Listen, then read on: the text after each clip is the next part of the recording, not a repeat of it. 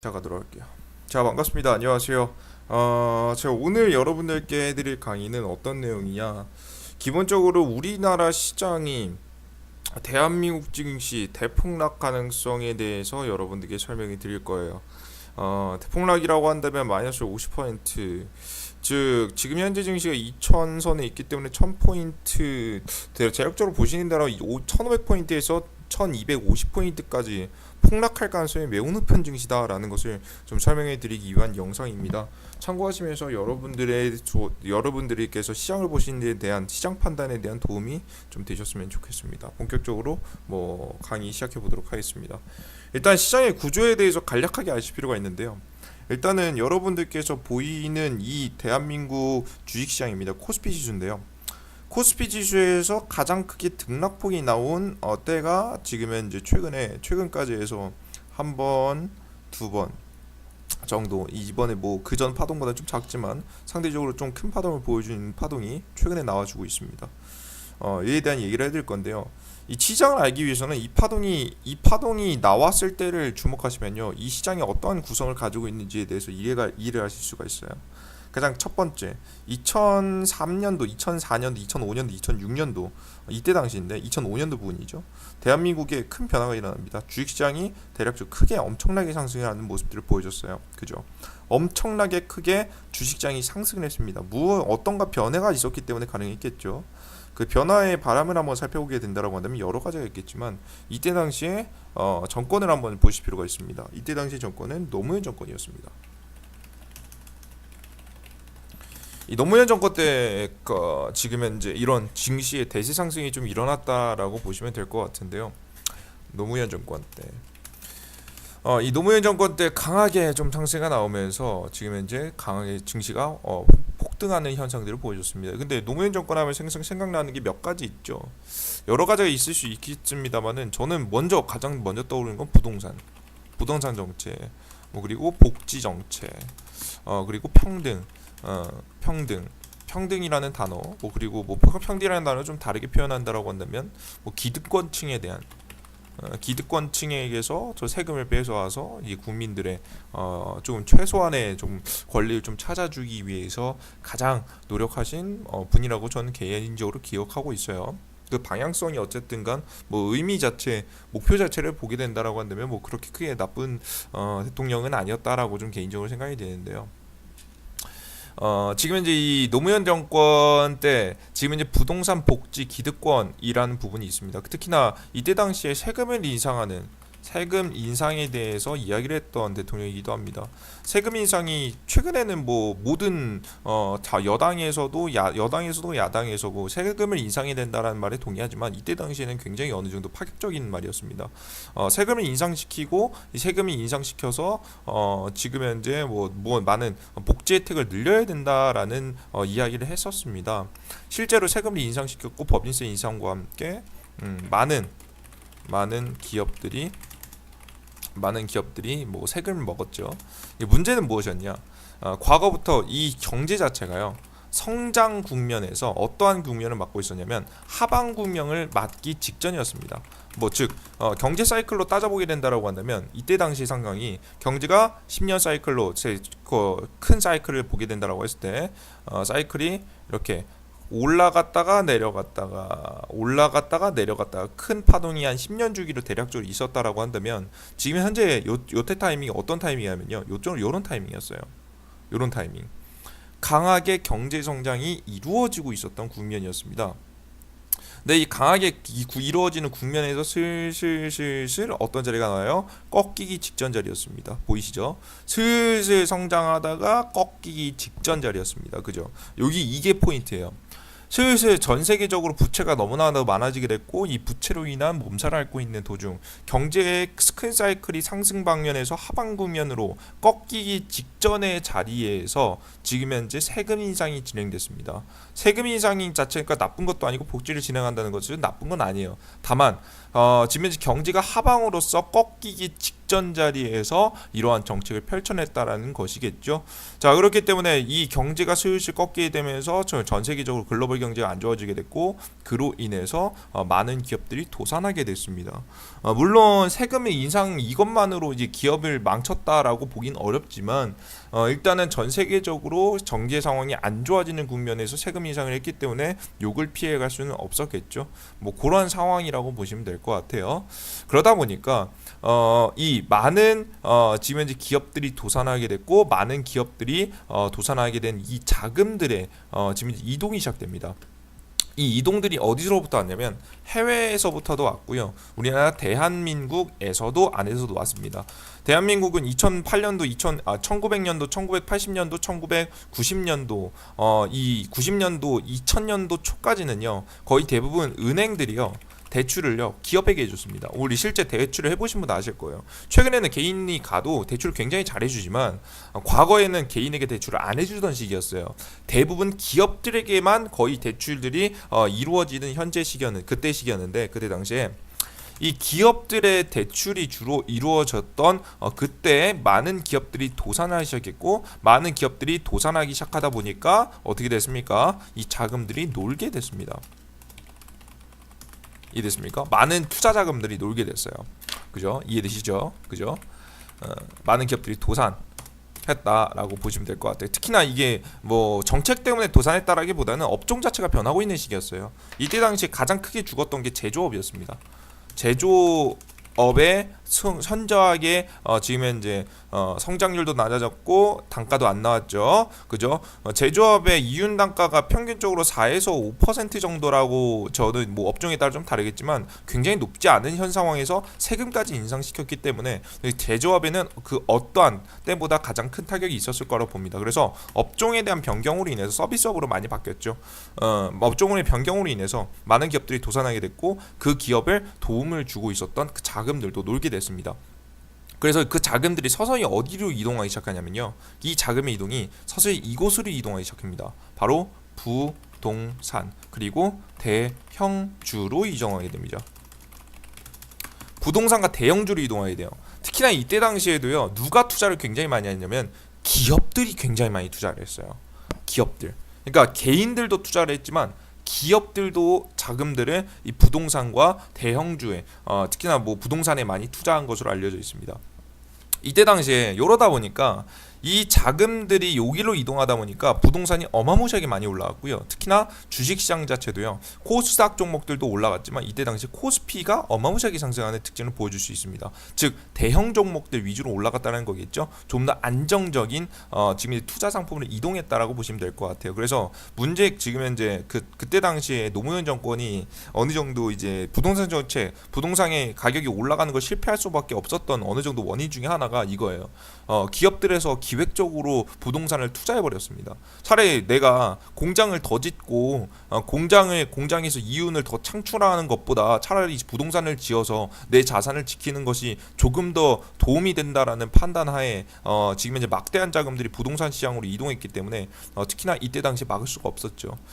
게다가 대형주, 우리나라 국내, 해외에서도 그렇고 우리나라 국내에서도 그렇고 자금들이 굉장히 많이 놀아나는 상황이었기 때문에 이 대형주들의 자금이 굉장히 많이 쏠렸습니다. 그래서 코스피 200 종목들 위주로 주도 상승하는 시기가 바로 요 시기였다고 보시면 될 것 같습니다.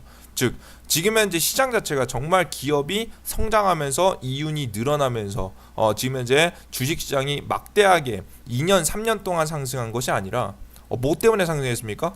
즉 자금의 이동으로부터 상승이 나온 증시다라고 보시면 될 것 같습니다. 이것을 저는 이렇게 표현합니다. 이 증시가 정상적인 증시냐 비정상적인 증시라고 판단한다면 전 비정상적인 증시에 좀 더 가깝다고 봅니다.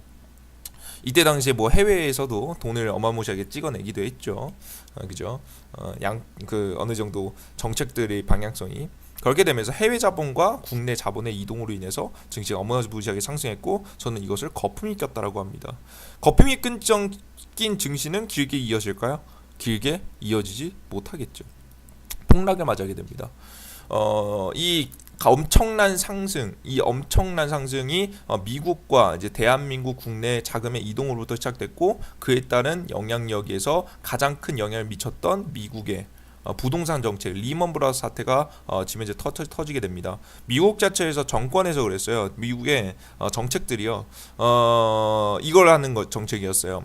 돈을 우리가 빚을 내서 국가에서 빚을 내는 걸 도와줄 테니까 부동산 찍자. 빚을 내서 부동산을 찍자라는 정책들을 펼쳐냈고요. 그로 인해서 부실 채권들이 어마무시하게 많이 늘어났고 그 모기지 사태라고도 하죠. 모기지 사태가 벌어지게 되면서 지금 이제 이 부실 채권들이 하나둘씩 늘어나기 시작했고 이에 따른 그 거품을 좀 판단한 많은 지금 이제 투자 자산 운용사 등 증권사들에서 이를 의심을 하기 시작했지만 유지되고 있었습니다. 그러다가 하나의 사건을 발단을 시작해서 증시가 폭락하는 사건을 맞이하게 됩니다. 완벽하게 개폭락을 지금 이어갔고요. 지금 이제 고점 대비해서 우리나라 증시는 마이너스 50% 정도, 해외 증시, 미국 증시 같은 경우에는 마이너스 70%, 80%가 날 만큼 어마무시하게 막대한 하락이 나오는 모습들을 보여줬습니다. 특히나 이 상승 자체가 거품에서부터 시작된 지금 현재 상승이었기 때문에 하방이 조금 더 깊었다라고 여러분들께서 생각하시면 될 것 같아요. 그래서 하방이 나왔어요. 이렇게 하방이 나오게 되면서요. 무슨 문제가 있었냐면요. 이렇게 한 방이 나오게 되면서 경기가 완전하게 침체가 되게 됩니다. 미국 전 세계 1위 국가인 미국이 국가에서 추진한 부동산 사업이 경제적 문제를 일으키면서 시장의 하방을 만들었기 때문에 미국의 금융시장 자체 정부에 대한 신뢰도가 박살난 상태고요. 대한민국 경제도 그에 대한 쇼크로 인해서 많은 지금 현재 거의 이제 뭐 이때 당시 정말 한강한 사람이 많았다라고 보시면 될 것 같아요. 정말 힘들었던 시기라고 보시면 될 것 같아요. 그러다 보니까 경제를 살려내기가 굉장히 힘들었어요. 그럼 여러 가지 경제를 살려내는 방향성을 좀 생각하다 보니까 결국 해답이 나온 게 바로 무엇이었냐? 바로 요것이었습니다. 양적 완화 정책이었습니다. 사람들이 돈을 안 썼어요.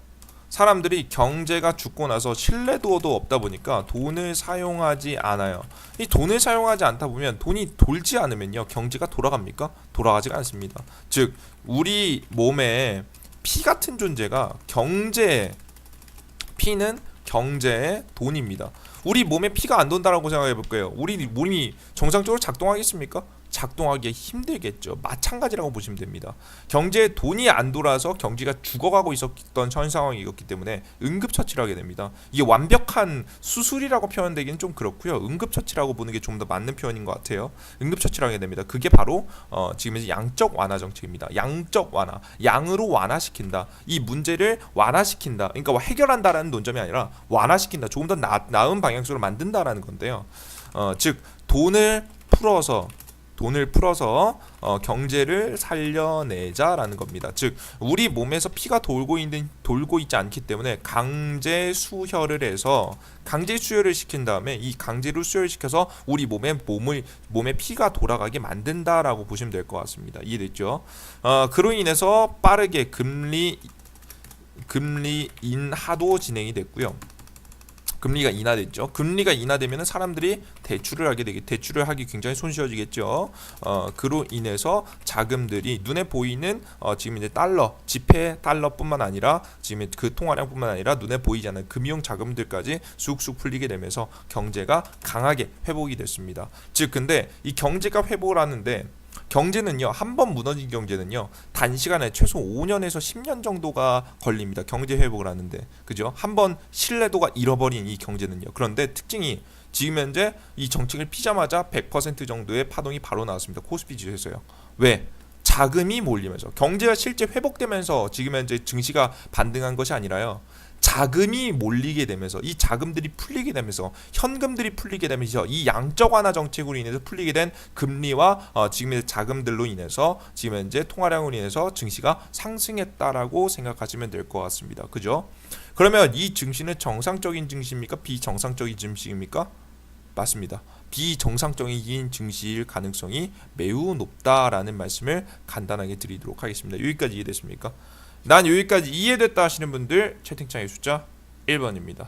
이해됐어요? 우리 여러분들? 그죠? 이해되시죠? 간단하게 이렇게 보시면 될 것 같아요.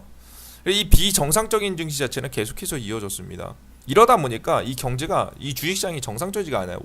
전에는 그래도 가치 투자라는 게 그래도 2000년도 때는 이 가치 투자라는 게 존재를 했어요. 그래도 가능을 했고 이게 실제로 응용되기도 했습니다만은 이 비정상적인 증시가 만들어지다 보니까 이 주식시장이 정상이 안 됐어요. 즉 가치 투자 불가능하죠. 예를 들어 삼성전자를 보시면 명확하게 알 수 있어요. 삼성전자라는 기업이 매년 매 순간 삼성전자가 최근을 제외하고 나서는요. 최근 2009년도를 제외하고 나서는 매번 실적 최대치를 찍었어요. 물론 이렇게 상승이 나왔죠. 근데 이렇게 매번 실적 최대치를 찍었던 이 삼성전자도 특히나 2013년도, 2000년도 이후, 2010년도 이후부터 어마무시한 매출을 찍어내던 이 삼성전자도요. 가요 안 가요?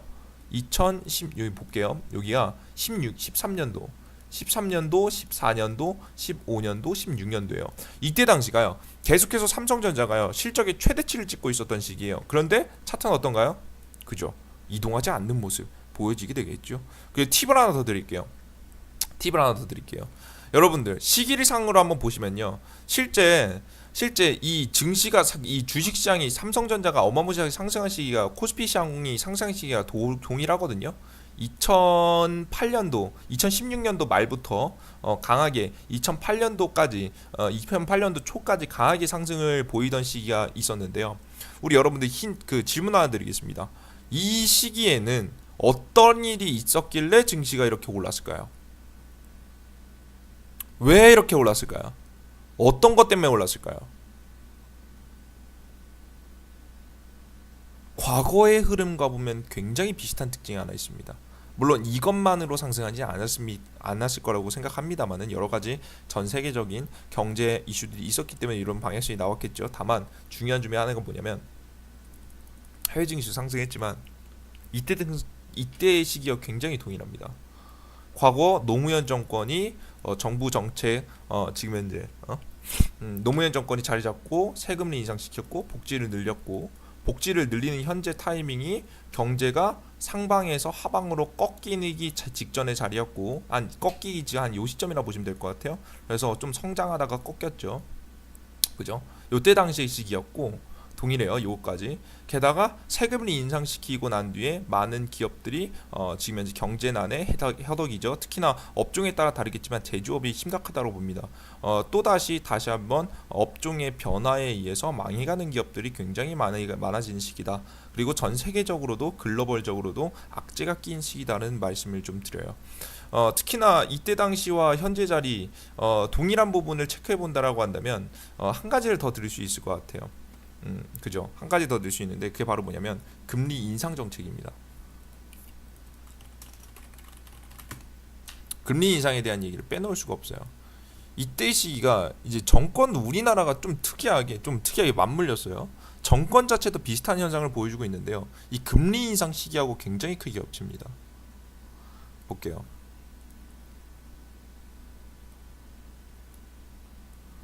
화면 보겠습니다.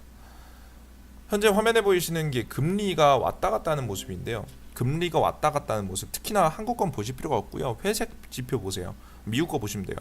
미국의 지표가 금리가 급속도로 상승이 나왔던 시기, 그리고 금리가 급속도로 상승이 나왔던 시기가 거의 맞물리게 됩니다. 확인되시죠? 그죠? 근데 이 금리가 급속도로 상승할 때는요, 이것이 굉장히 많아졌다라고 평가를 하기 때문에 지금 현재 금리가 올라가는 경우가 많습니다. 무엇이 많아졌기 때문에요? 맞습니다. 부채가 어마무시하게 많아졌기 때문에 금리를 인상시키는 모습을 현재 보여주죠. 금리가 급속도로 인상된다는 것은 부채가 굉장히 많이 꼈고 이 부채에 대한 위협감을 느낀 많은 투자자들이 상대적인 거예요. 상대적으로 안전한 부동산 시장에 베팅을 하셨겠다. 특히나 최근에도 이 부동산 시장에 베팅한 지금의 자금들을 출처를 한번 살펴보면요, 기업 자금들이 어마무시합니다. 여러분들께서 개인적으로 조사하실 수 있으면 개인적으로 한번 조사해 보세요. 제가 알아본 바에 따라도 그렇거든요. 기업들이 주도적으로 지금 자본가들, 당연히 기업 오너의 관계자들이 다 자본가들이기 때문에 기업에서도 투자했고 그 자본가들도 투자를 했겠죠. 그로 인해서 어마무시한 자금들이 부동산 시장에 물렸고 이 주식시장에도 또한 영향을 미쳐서 같이 상승이 나온 특징들을 보여줬다라고 여러분들께서 생각하시면 됩니다. 이해됐죠? 똑같아요. 직전에 정권도 비슷하고 지금 현재 금리 인상 타이밍을 봤을 때도 증시가 상승이 나오는 타이밍이 굉장히 동일했다는 겁니다. 이 특징을 살펴봤을 때 이에 대한 상승도 길게 이어지지 못하고 한번 꺾였어요. 이번에도 한번 꺾였어요. 그리고 현재 상황에서 잘못하면 하방으로 더 꺾일 가능성이 매우 높은 증시라는 것을 여러분들께서 지켜만 보셔도 어느 정도 알 수 있는 증시라고 보고 있습니다. 특히나 이번에 조금 더 심각하다라고 얘기하는 것들이 뭐냐면요, 증시 자체가 뭐 내일장부터 무자비하게 뭐 대폭락을 겪진 않겠지만 이 시장이 굉장히 위험한 증시, 특히나 장기 투자, 우량주 장기 투자를 하시는 분들이 굉장히 위험하다라고 말씀드리는 이유 중에 하나가 뭐냐면, 지금 현재 경제 상황이 부채가 최악이기도 하고 금리가 인상된 상태이기도 하지만 지금 현재 미중 무역 전쟁이 가장 심각합니다. 미중 무역 전쟁에 대해서 핵심을 짚어드릴게요. 미중 무역 전쟁은요, 단순하게 미국이라는 국가가 중국을 상대로 해서 무역에서 흑자를 내는 것이 최종적인 목적이 되지는 않습니다. 물론 이것의 명분은 표면적인 명분을 들긴 했지만 이게 최종적인 목표가 되지는 않아요. 최종적인 목표는 무엇이냐? 지금 현재 중국이 빠른 경제 성장을 하면서 미국의 패권에 도전하는 것을 막기 위함입니다.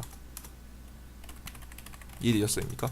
1위의 국가로서 모든 것이 지금 현재 군사적으로나 이제 경제적으로나 탑의 지위를 갖고 있는 규모 측면에서나 탑의 지위를 갖고 있는 미국이 이 미국을 빠른 속도로 따라오는 이 중국을 견제하기 위해서 지금 현재 중국을 지속적으로 괴롭히고 있다라고 보시면 될 것 같습니다. 그죠?